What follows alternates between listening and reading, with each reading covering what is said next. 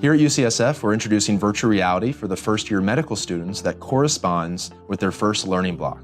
So when they leave the cadaveric lab, they can immediately come over to the virtual reality lab and they can learn the same material they just saw on the cadaver in a virtual space. In virtual reality, they can go from the skin level all the way down to the bones and take every single layer off as they go, see the relationships, how they're stacked up, how they're aligned, and then when they get to the bones, they can repeat it almost like a puzzle and put all the pieces right back on there, all the way back out to the skin. Today I spent 3 hours in the anatomy lab, and then I went straight from that to working on the virtual reality anatomy lab, essentially, where I was able to sort of pull the muscles apart that I had been looking at on the cadavers.